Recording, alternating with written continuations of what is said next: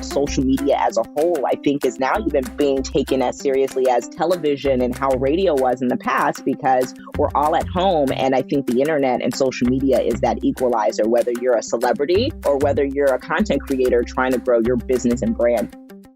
Hey, my name is Jenna Kutcher, and I am obsessed with all things business, marketing, numbers, and helping you to navigate both the messy and the magical seasons of this thing called life. I'm a small town mama who took a $300 camera, grew a successful photo biz, and now I work from home and run a 7-figure online business. I teach you the tried and true secrets to building a career you adore. Shy away from the real talk? No way. Money, hardship, growth, loss, and marketing are all topics we discuss here. Think of this as your one-stop shop for happy hour with a gal pal mixed with business school. Pull up a seat, make sure you're cozy, and get ready to be challenged and encouraged while you learn. This is the Gold Digger Podcast. One of the best parts about hosting this podcast is sitting back and learning from the experts in spaces that aren't my main area of expertise, especially when the topic is one that is so highly requested by you and so many others in the Gold Digger audience. My business has shifted a whole lot since it started. The influencer side of things used to be more of a prominent focus for me, but now as a mom with so much on my plate and wanting to give my energy to other passions within my business, I've stepped back from a lot of sponsored posts and influencer marketing.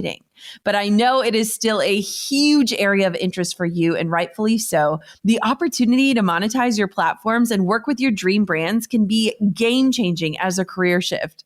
That's why when Mattie James reached out to share what she's been working on as an influencer educator, I jumped at the chance to host this conversation.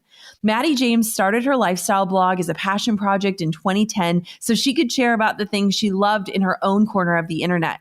She's since grown it into a multiple 6-figure business, partnering with brands to create sponsored content that still feels on brand and authentic. With all of that success, Mattie now teaches other women how to create profitable influencer businesses and pitch brands with confidence. Mattie is tuned into all the trends and nuances of the influencer industry, and she's on Gold Digger to serve up a masterclass in building a solid influencer business. Here she is, Mattie James. Thanks to LinkedIn for supporting Gold Digger. Small businesses have unique needs, and despite the current uncertainty, one thing that remains unchanged is the importance of having the right people on your team. For $50 off, visit linkedin.com/golddigger. Primally Pure is my go-to natural, non-toxic skincare, and it's changed the game for my skin. Not to mention, I can actually pronounce the ingredients. For 10% off your Primally Pure order, go to jennakutcher.com/skincare. Oh my goodness, Mattie, I am so excited to welcome you to the show. Welcome to the Gold Digger Podcast. Thank you so much for having me, Jenna.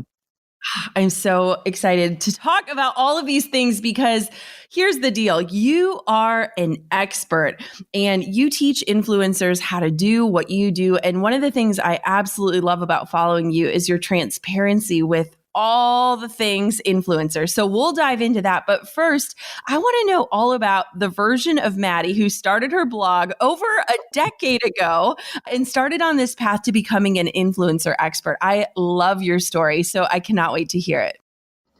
Yeah, she was so clueless, and I still love her so much because really all she had was like a mustard seed of faith. She was just like, I think I can do this blogging thing. I think I can turn it into something. And I really just held on to that belief and I ran with it. You know, everyone thought I was crazy. I will give my husband some credit. He's always been supportive. Even if he doesn't see the full picture, he's always been really supportive. So I'm super thankful for that. But yeah, in 2009, I just got married. I won Miss Liberia USA because I'm Liberian American. And I was like, okay, I have a little bit more eyes on me. So let me go ahead and start this blog. I had been blogging maybe for about not even quite a year, but I had been blogging for right under a year. I was so very inconsistent and sporadic when it came to content. But then in that 2009 to 2010 kind of transition, I bought my domain. And at the time it was mattieology.com. I just thought it was a cute little name. And I just talked about style and beauty. Those were the things I was really interested in. We didn't have any kids yet. So I really just kept it focused on that. And a lot of the blogs that I was consuming at that time focused on that as well. So I was really just trying little things here or there. Of course, at that time, to me, the big fashion blogs were based in New York and LA, and I was in Atlanta. So I was really just doing the best I can. And towards the end of 2010, which was like I count that as like my first official year of blogging, I actually joined this competition that was put on. I think it was Sunglass Hut, and they had a competition called Full Time Fabulous. And it was kind of like blogging Idol. It was like blogging American Idol in my head. And basically, they were going to have top 10 finalists. They were going to fly you out to New York, interview you, and the winner was going to win $100,000 and then be given like a $10,000 monthly shopping allowance. And I was like, yeah, sign me up. I'm down with that. Yes. And I became a top 10 finalist. I did not win, but the exposure that I got from that and just the experience taught me a lot. I really did learn a lot more about data and analytics, which it was not something I had taken seriously or even really known a lot about beforehand. And it was really eye-opening. And I think like 2011 is really where I started to take myself a little bit more seriously, because I was like, if this company can look at me and consider me top 10 out of all of these people that applied throughout the country, then I need to take myself a little bit more seriously. Was not making any more than like, I think like $250, $500 here and there for like sponsored blog posts or sponsored tweets. I think Instagram in 2011 was like a year old. So, just stayed the course, stayed consistent, even when I didn't know what I was going to do or what I was doing at all, which was most of the time. And then 2013, I think, was that time where I started to pivot, where like the paid campaigns were a lot more consistent. And I really started considering leaving my 9 to 5. I was working for a home decor company. I was the showroom manager there. And I was like, you know what? I think I could possibly leave this job. I'm starting to make as much money as they're paying me. So I was like, maybe I'll leave. Fear held me back. I got pregnant, had my first baby in 2014. And coincidentally, in 2015, I got let go and really did have to now put my words, the prayers I'd been saying, into action, because I really did want to do this full time, but was still just kind of unsure. I was like, can I do this? And yeah, when you get fired, you really start to find out whether or not you can do it. And yeah, I hit the ground running. I was doing consistent brand partnerships. And I think the thing I learned very quickly is the difference between booked income and banked income.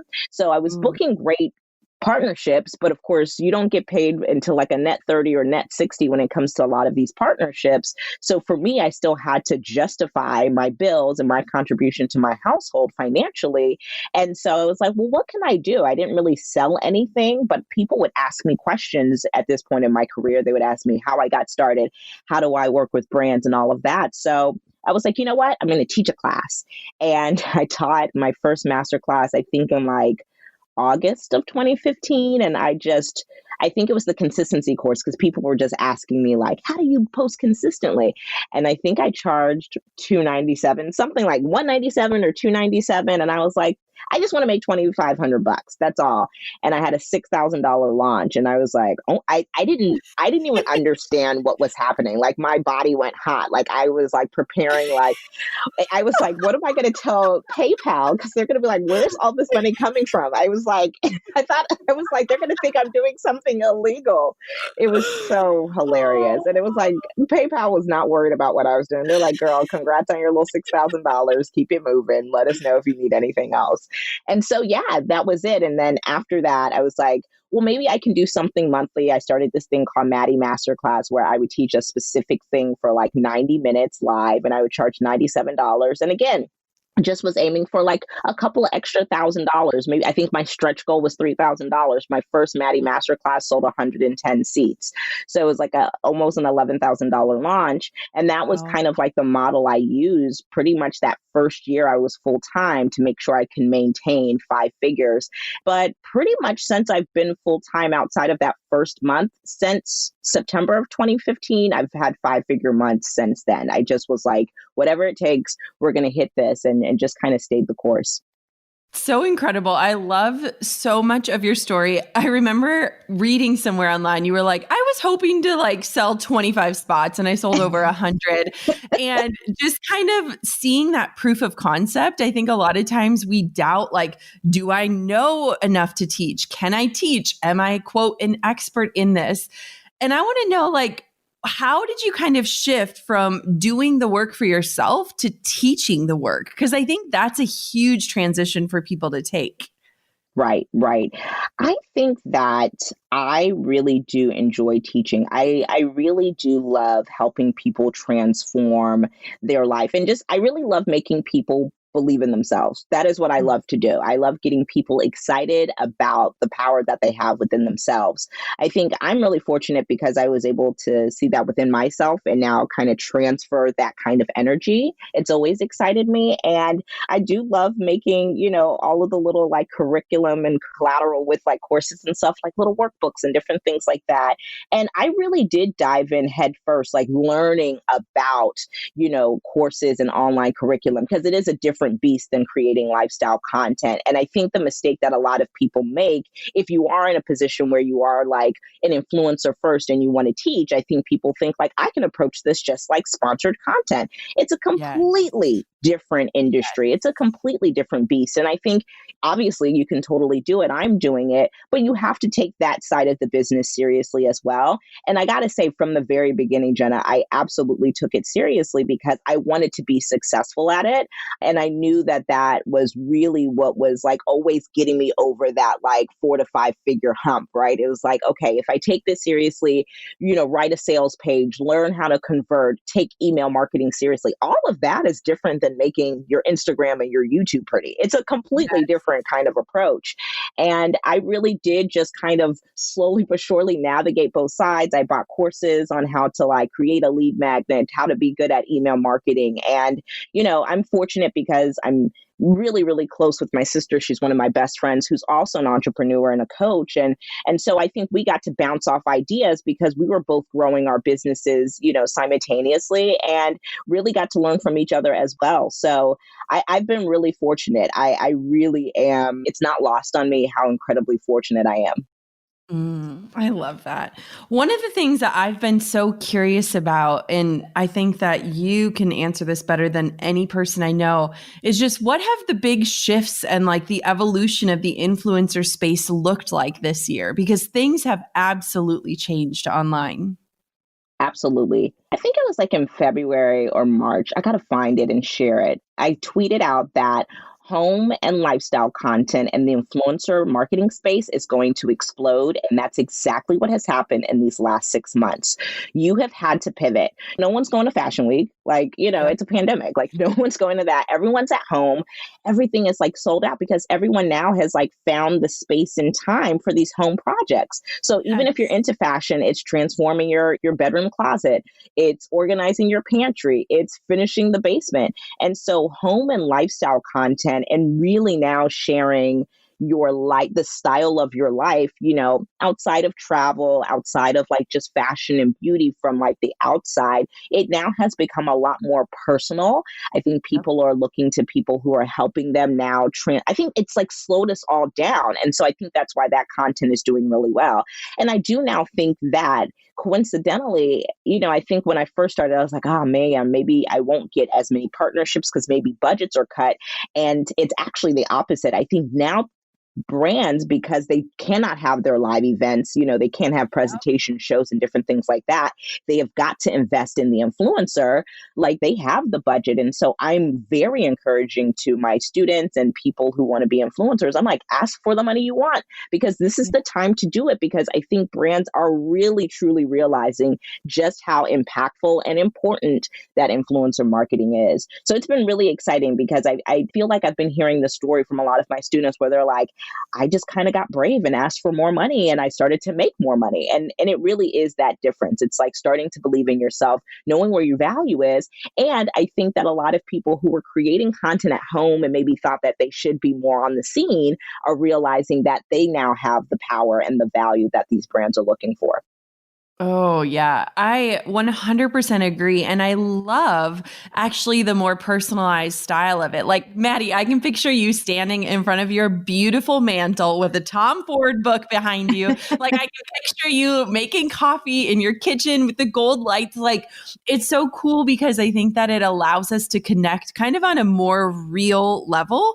And we aren't able to hide behind all of those shiny things like vacations or Mm, trips or conferences or whatever that is that gives us that opportunity to create content. I want to know one personal question, but it has been interesting for me as a photographer to just challenge myself to shoot more of those everyday moments for no excuse. Because I think when you produce content for a living, a lot of times you're thinking, oh, I got to have the right clothes on or I've got to have makeup on. Have you right. noticed that shift as well? Absolutely. I always tell people you have to humanize before you monetize. Like people connect Oh, with people. They don't care whether I got this from Target or Nordstrom or anything. They care that I'm a real person who says, this made my life better. If you get it, it can make your life better too. That's what they care about. But yeah, I think people really are a lot more, maybe, I don't want to say casual, but I think they're not like so attached to something being like so perfect anymore. Like I can now jump on an IG live in loungewear and, makeup free, and people will still take that IG live seriously if the value is there. And people also understand I didn't go anywhere today. So yeah, I'm not like completely dolled up, you know what I mean? So I do think like little things like IG lives and just overall social media as a whole, I think is now even being taken as seriously as television and how radio was in the past because we're all at home. And I think the internet and social media is that equalizer, whether you're a celebrity or whether you're a content creator trying to grow your business and brand. Yes. Okay. You and I share the same philosophy that you are an influencer even before you're paid to ever post. Can you talk to me a little bit about what it looks like to practice how you play? Mm. My husband is the one who said this because he grew up playing sports. He just comes from a family of athletes. And he's like, yeah, Love you that practice how you line. play. Yeah, you got to practice how you play. And for me as an influencer, that means like your organic content needs to be as good as your sponsored content. The issue is that so many people, when they're first starting out as a quote unquote influencer, I think if you've influenced one person, you are an influencer.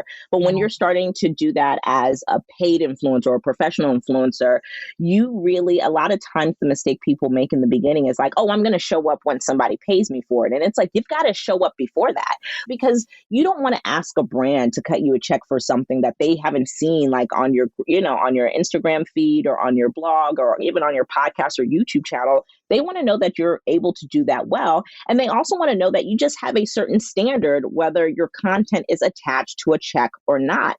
And so Yeah. that's the same thing. You don't practice, as an athlete, you don't practice just to kind of be like, okay, I'll show up all the way when it's the game time, Like I always think about, my favorite athletes. I'm like, LeBron does not win rings because he's like randomly like kicking back and like, just like super chill during practice. I can imagine he's going just as hard as he did in the finals when he's Yeah. practicing. And that's the same thing. You've got to really, really lean into those days where you're shooting, your brand's not attached to it. Maybe you're shooting by yourself. It's just your remote control, your tripod, and your camera. You've got to really, really lean into that because then when it's time for you to show up, because a brand is like, here's $20,000 for you to film a video for, our brand, you now know how to show up. This is not going to be an out of the blue experience because it's already a standard you set for yourself as a content creator. Yes, yes. And one of the things that I love about how you do your work is it's so integrated into your life. It's hard to even pick out which posts are paid posts and which posts are organic posts. And I think that that is like a true science that you have absolutely nailed.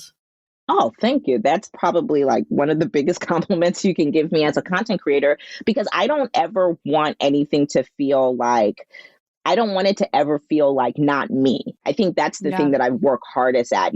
At the end of the day, when you're an influencer, the language you speak is through your content. It's your digital voice, right? So when somebody looks at my feed, if they go to my blog, when they go to my website, what they see is like the first impression I'm going to make on them. So I Yeah. don't want it to feel like, I just don't want it to feel gross. You know what I mean? Just like, like I think sometimes like people are always like, when it comes to sales is gross because, people are not being authentic or honest and transparent. And it's like, no, yes, I'm selling you something, you know what I mean? Because even when I'm doing my non-sponsored organic content, at the end of the day, I'm telling you my story. I want you to buy into my story and connect with me and press that follow button. And so Yep. it's pretty much that same kind of vibe and energy. Even when I am doing a sponsored post, I actually like this product, even though I'm getting paid for it. I don't do anything that's sponsored that doesn't actually connect with, one, my actual story and my life and my family, and then two, I certainly would not, tell it to my audience if I don't believe that they will believe in it as well.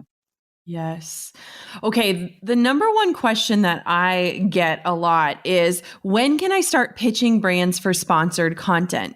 And I want to know, like, in your opinion, is there a threshold or a rule for this? Because I'm listening to everything you say, and I know there's somebody being like, well, I don't have hundreds of thousands of followers like Mattie does. So what does this look like for somebody that wants to begin? This is also a question I get a lot. And I always say the rule is at least 1,000 followers on one platform. I think the go-to platform right now is Instagram. So I always tell people at least have 1,000 followers. The reason Yep. why I say this, obviously, if you have 280 followers, you can start pitching brands whenever you want. You know what I mean? There is not, Yep. there's no official rule, quote unquote. The reason why I say 1,000 followers is because 1,000 followers means you've done something consistently enough, to get to that place. You know what I mean? There's an amount of effort that you have to put in for people to continue to, click that follow button. To Yep. me, if you're able to get to that 1,000 follower mark, to me, that means now you have the work ethic, if we're being completely transparent, to now Yeah. reach out to a brand and say, I will actually, take you seriously and do work for this, appropriate rate or even free product. I think when you get to that 1,000 follower mark, it can vary. If you're extremely good at sales, you can definitely leverage, a couple of $100, even, $1,000 kind of partnership. But in a lot of those instances, you start to get opportunities where you get, free access to places, free product. And I think those are also really great and golden opportunities to, again, practice how you play. How do you create really great content from this free piece of, from this free product that you got from a brand? How do you elevate it and make it awesome? So when the opportunity does present itself to get paid, you will then arrive and step up to the plate. But yeah, I think 1,000 followers is a good, nice, mark. And also I think about, if I was a brand, right? If someone came to me with 280 followers, maybe they were super inconsistent, or maybe somebody who had 1,000 followers and who was noticeably more consistent, who would I want to work with? And naturally, you're going to lean towards the person who is, one, more consistent. And again, that 1,000, to me, that 1,000 number, it just validates you automatically, right? 1,000 just sounds better than 375. Does that mean that either one of those content creators is less than, or one is better than the other? No. But I think we also have to be realistic. When it comes to business, labels do matter to an extent. And I think you end up being a lot more successful when you can say, hey, I have at least 1,000, 1,500 followers, and I want to, do business together. Oh, I think the whole audience just took a collective sigh of relief. Like, she's not saying we have to have 100,000 followers. And it's so funny because as you were speaking, I literally was remembering back in the day, anytime I would go shopping, I would just share whatever it was that I purchased, like full price. Like, I'd be like, oh my gosh, I got this new thermal at Target, or I got these sheets from West Elm. And I would always tag the brands.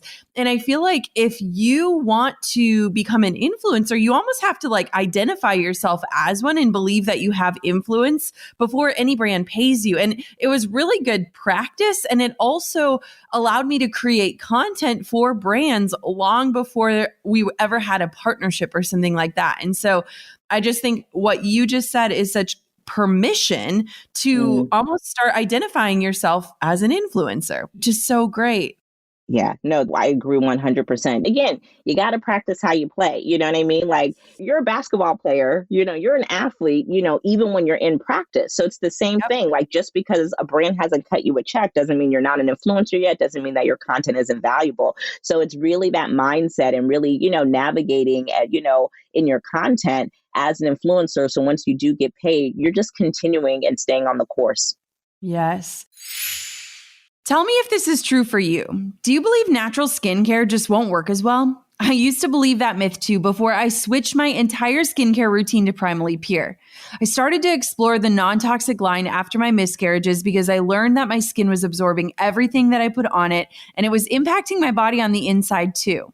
Well, I became obsessed with reading labels and consider me a completely converted skeptic and Primally Pure's #1 fangirl. I've been using the Primally Pure Clarifying Serum just 5 to 10 drops a day for a few months, and my skin is breaking out less, it's brighter, and it's helping me keep inflammation down. And Primally Pure Cleansing Oil absolutely changed my skin and the way that I thought about skincare in general. Like, it felt counterproductive to cleanse with oil, right? Well, wrong. It actually feels like magic, but really it's non-toxic skincare that not only does the job, it makes my evenings feel like a little spa getaway. For 10% off your order, head to primallypure.com and use the code JK10. That's the code JK10 at primallypure.com. And if you want to learn more about my favorites and how I use them, head to jennakutcher.com/skincare. In a year and a holiday season different than any other before, I know we still have a lot to be thankful for. For me, it's my family, my friends, and my team, which has grown to be so much more than just the people who work for me.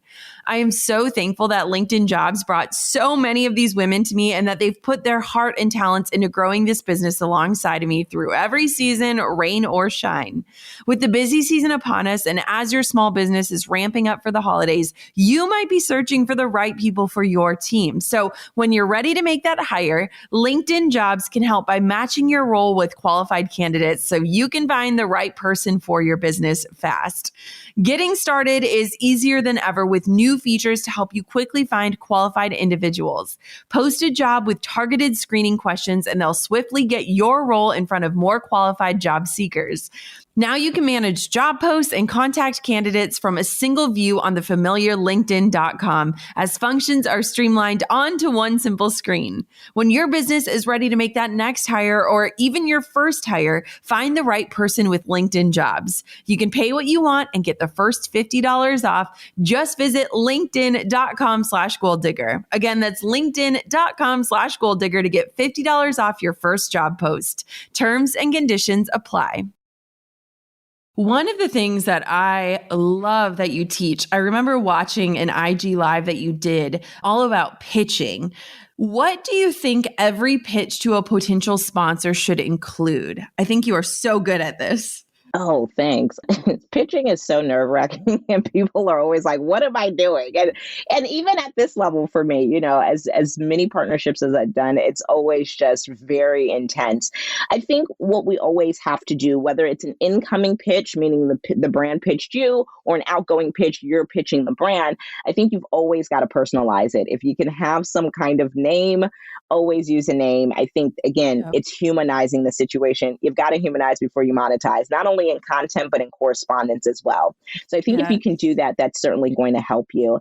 Then I think I always tell people, you got to be specific. This is not the time to be vague. Vague asks will get you vague results. So I'm always like, be clear. At the end of the day, a brand expects you to, ask for something. So just be clear on whatever that ask is. So I don't think this is a time to now start throwing out, dollar amounts of like how much you're looking to make and all of that. But I think you want to be specific enough because you want to make sure that the brand is even interested in collaborating together. So, if you're like, hey, reaching out, hey, West Elm, it's Mattie James from MattieJames.com.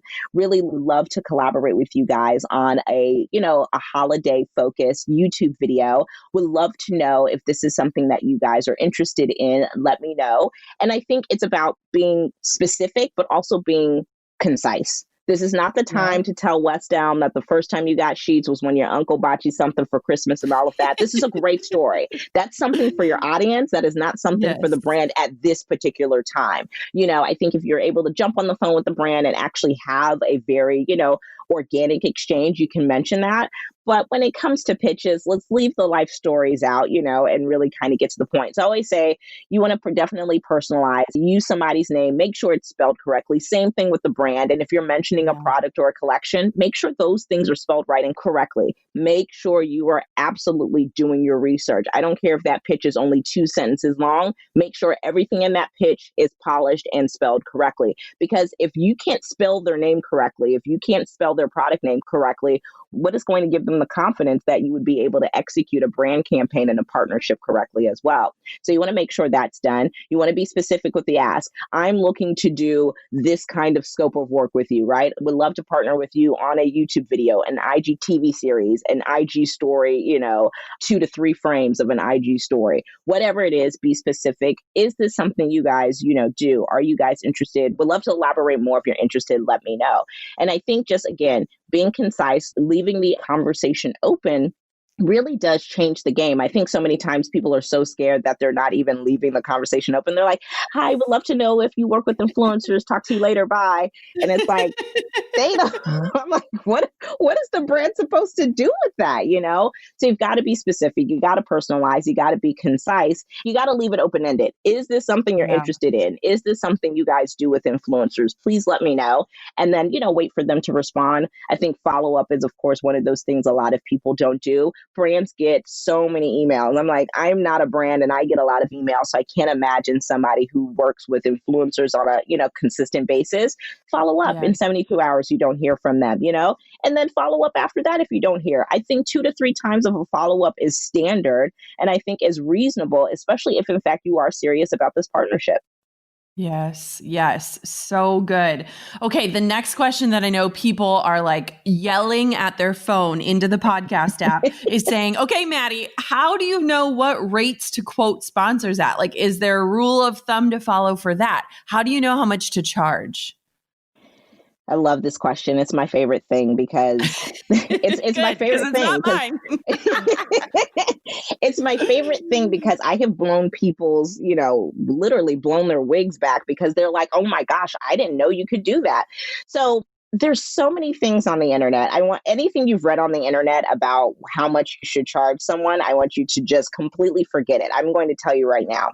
I always tell people that 1, there is no right or wrong number. So that's 1, 2, and 3.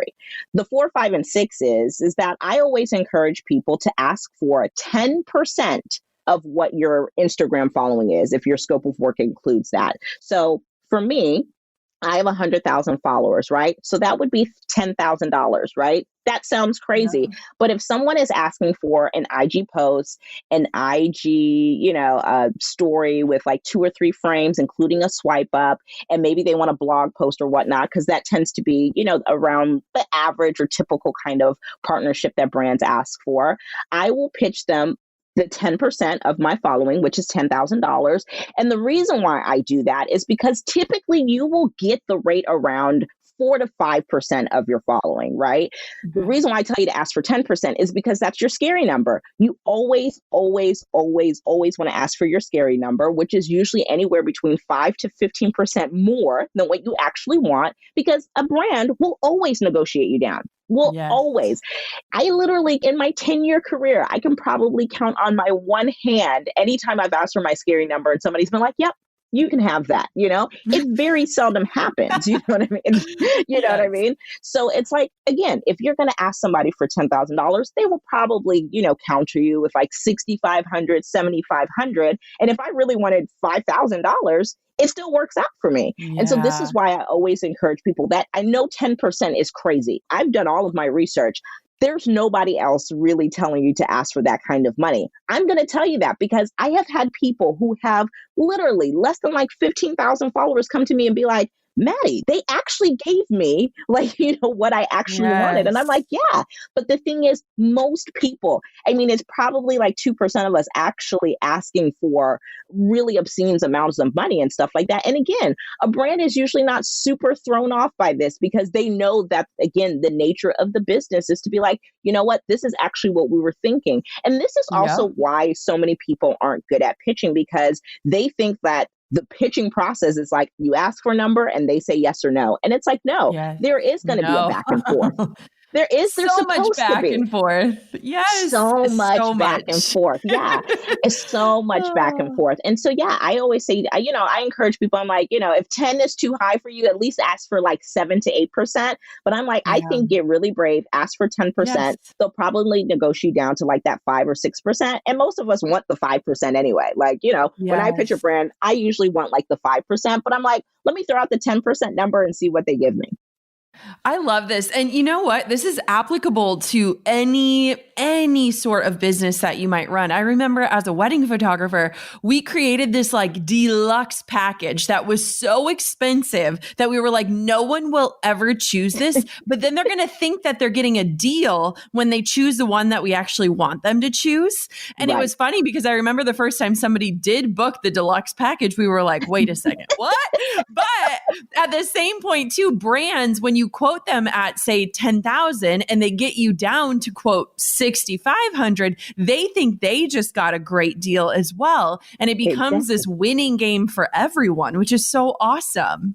Oh yeah, no, all the time. I mean, literally in my course, we literally have a module on pricing, and I, Yeah. walk everybody through how to do this. You know what I mean? I'm like, if you really want $5,000, just take a deep breath and ask for 8,500, ask for 9,000. You know what I mean? Worst case scenario is like they end up giving you like 6,000, which ends up being 1,000 more than you actually wanted. And so, Yeah. and then best case scenario, they give you $8,500, right? So then Yeah. you've like really come up. And so I think and trust me, I still have those moments where, anytime a brand tells you yes too quick, you probably could have asked for more. And I still have those Yes. moments where I'm like, okay, that scary number maybe wasn't scary enough. Maybe I should have asked for a little bit more. You're like, oh man, I could have gotten a little bit more, Oh, but that's just the yes. nature of the business. You learn from that Yes. and you're like, so I always encourage people like, don't get discouraged if you feel like you could have asked more, but you got scared or anything like that. That's part of the whole thing of experience. This is why you Yes. keep going.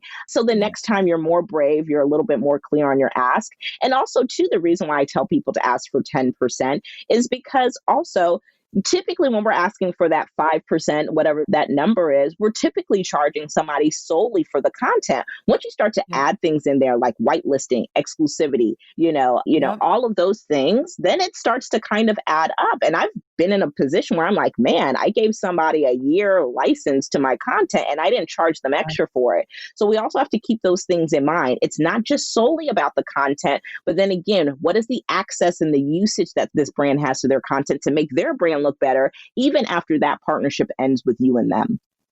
Yeah, I think that's so important. And one of the things I've heard you talk about, and I love talking about it too, is you want to get the brand results. Like if you are a true influencer, you don't want to just take the money and run. You Right. want to get results so that they keep coming back. And a lot of that is knowing your audience, knowing what is going to convert, knowing what they trust you to talk about, and keeping things on brand. And I think a lot of influencers kind of get veered off course by taking offers that are out of alignment. Can you talk a little bit about Mm. that?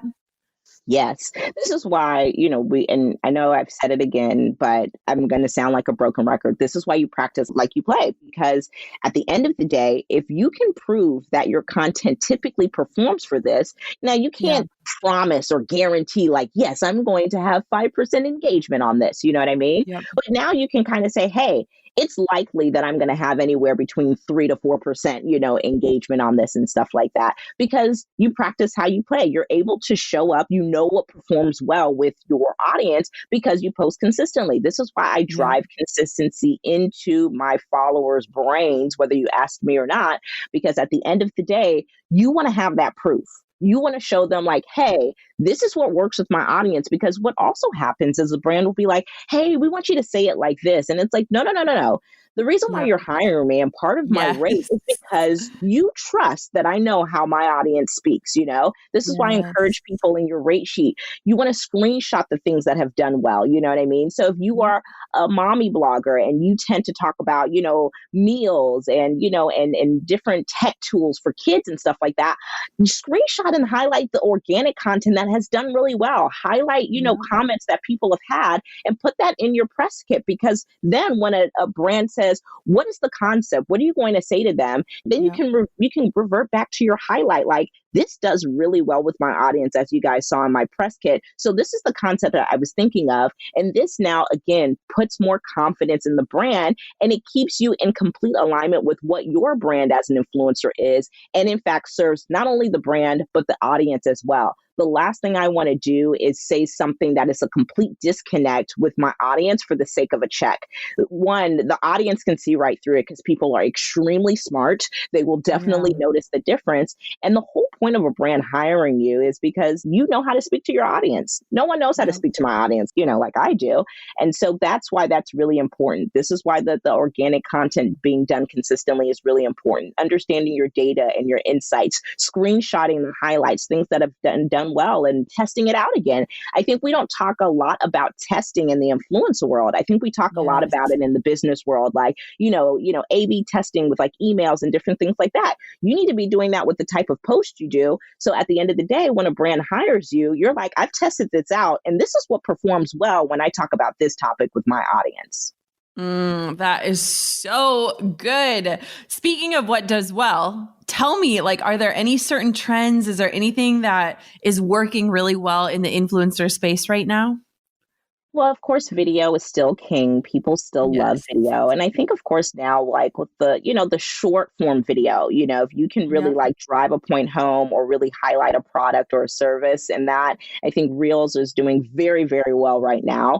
But of course, long form video, whether it's IGTV or YouTube, is still also really good. People are loving carousel posts right now. I don't know what it is. And it's funny because I'm like, 2020 is such an odd year. I'm like, oh, okay. I think like 2 years ago, if you were like, you know what, I'm going to do a completely text post and it's going to be carousel, everyone who Yes. was like a content expert would have been like, okay, good luck with No, that and no. setting your brand on fire. And Yeah. literally for the last 3 months, it's been my most engaged post without question. Not only my most engaged, my most shared, and the post Yeah. that get me the most new follows. It's Yeah. crazy. It's wild to me. And I'm talking about with anything. You could be talking Yeah. about what to feed your toddler, how to pitch brands, how to organize your closet. People are I think we're in this new season and chapter of Instagram where people want not only their lifestyle content, but also their info content from there as well.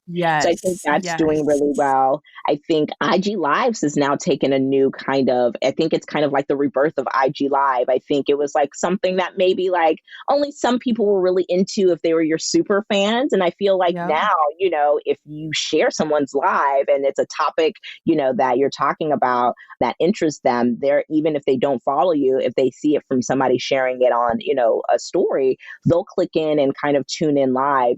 So I think IG Live is also really big. Coincidentally, too, blog posts are back at it. People still like Yes. long form blog posts. So blogging is not dead. I get that question all the time. Is it too late for me to Same. start a blog? You know what I mean? I'm a mom. Is anybody going to read a blog? I'm in my 40s. I'm this, I'm that. Doesn't matter what you're talking about. If you're willing to show up on your blog consistently and provide value for your audience, not only is it going to serve your audience well and they're going to show up and actually read it, I am leveraging blog posts almost in at least definitely in every 3 partnerships that I have going on. One of them Yep. is including a sponsored blog post without question. Without question. The Yes. reason why is because an Instagram in-feed post, the lifespan on that, even if it's fantastic and it goes viral, is 48 hours max. On Yep. average, it's about 24 hours, but it's 48 hours, like even on the like really, really, really high end. A blog post, if you use the right SEO, if it's, especially if you include inbound and outbound links and stuff like that, the lifespan on that could be anywhere between 6 months to a year, if not longer. So a brand is going to pay for that. You know what I mean? Just because the longevity and the lifespan of that is a lot longer. So blog posts still matter. They're still, people are still getting money for blog posts. And I think that's something to consider as well. And then, of course, last but not least, and this, podcasts. Podcasts are Yes. like, whew, I Blowing can't up. even, blowing up is an understatement. Podcasts are huge. They're massive. People are loving them. They want them more and more. And I think it's really great. I think it is that toss up between both short and long form. And I know we were talking about this beforehand, but if you know how to give like short, good nuggets on a really, really specific topic, like cooking vegan for your kids, this is a really great time to jump into that. But also, too, Yeah. if you have access to people and you want to interview and get stories told about, people in a certain industry, I think this is a really great time to have an interview type show as well. You can do a mix of both, but podcasts aren't going anywhere and they're becoming more and more valuable, and brands are absolutely willing to cut lucrative checks for them. Yes. I think the best thing about the way that you teach is that you give people the permission to show up on the platforms that feel easy to them and that excite them. And so it's like, it's not about doing all of the things. It's about doing the ones that you can do consistently. And I think that that is the education that people need these days. You don't need to wear all the hats and do all the things. You got to find the areas that you shine in and just go big on those. And that's what's so fun to watch you, because you do that so well. Oh, thanks, Jenna. Yeah, I really, really hope that, like, whether somebody takes my course, whether they've, found me on IG Live or anything like that, I really want to give people permission to operate in their zone of genius in their content, Yes. So if Yep. you're just really good at reels, go kill that. There is no reason Yeah. for you to be on YouTube. There's no reason for you to start a blog or anything like that. But if blogging is your thing and you don't see a lot of people doing it, it doesn't matter. If that's what you do well and you know how to add value to that and then articulate that to a brand and leverage that value, that's great too. I don't think it's about doing everything. And I don't even think it's about doing what's on trend. It's about doing what you do well so you can then justify why you're asking for what you want. Oh, so good. Mattie, where can everybody connect with you, follow you, learn more about your program, all the things? So everyone can check me out on my site over at mattiejames.com. That's MattieJames. And you can follow me on all social, from Instagram, YouTube, Twitter, at the Mattie James. And yeah, I'm really excited. The course is going to be coming out really soon. So I think it's just really going to blow people away, because I really want people to feel like they have the power to pitch brands, whether they have 2,500 followers and they live in Kansas, or they have 250,000 followers and they live in Vegas. No matter where you live, no matter what industry or niche, you literally can pitch a brand, and I'll have all that information over on my site. Oh, thank you so much for coming on the podcast today. This was like a masterclass in and of itself, which is nothing less than I'd expect from you. Thanks for having me, Jenna. Wow, I did not want that episode to end. Mattie is such an incredible educator, and I swear she's just like this permission granter. So many people in the influencer space say, you can become an influencer when you hit 10,000 followers, but how do you even get from A to B? She is an amazing person to watch and follow and learn from. So I highly encourage you to hop on over onto all the platforms and follow her, because it's like getting micro doses of her masterclass and her knowledge in the way that she shows up, in the way that she shares, and in the way that she does the work.